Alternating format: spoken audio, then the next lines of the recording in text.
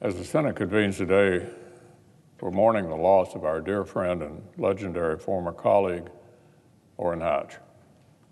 When Senator Hatch retired 3 years ago, this body lost its longest-serving Republican and its president pro tem.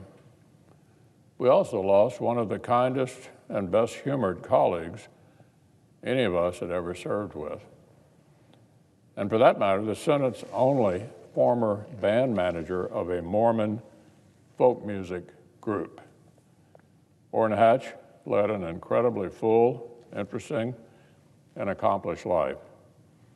By the end of his tenure, our very funny colleague liked to poke fun at his own longevity. I remember when Orrin, a former Judiciary Committee chairman, would pretend to wistfully recall his work on Justice Joseph Story's confirmation back in 1811. Humor aside, the reality was impressive enough.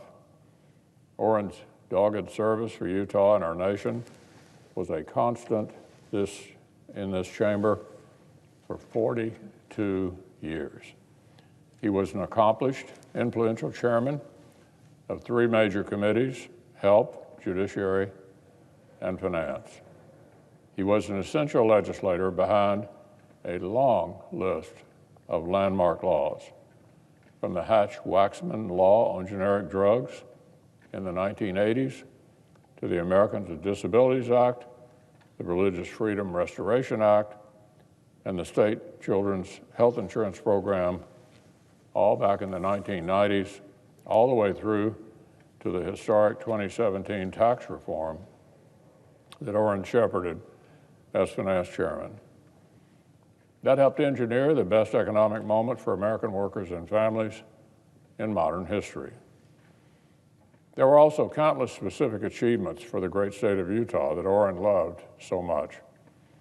And amid all that legislative heavy lifting, Orrin was also a pivotal player concerning the Senate's part in the personnel business.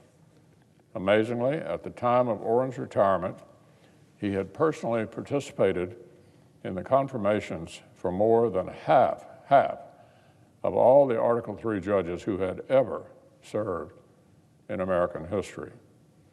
Orrin came into the Senate as a young conservative firebrand. His first campaign for any public office of any kind was the 1976 campaign that landed him here.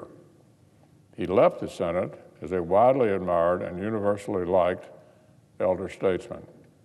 His legacy is peppered with both big principal victories, bipartisan collaborations, and a roster of friends that span the entire political spectrum and sometimes transcended politics altogether.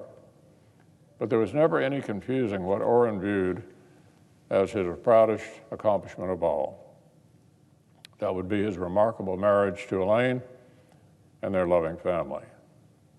Alphabetical order was perhaps never served any man better than when Hatch, Orrin was assigned the chair next to Hanson, Elaine, in a Brigham Young University classroom. Decades later, Orrin said, "I can't remember a doggone thing from that astronomy class."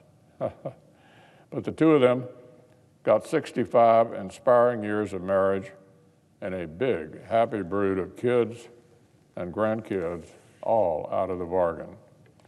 So today, the entire Senate stands with Elaine, the Hatch family, and the huge network of friends, former staffers, and admirers that Orrin leaves behind across Utah and across our country.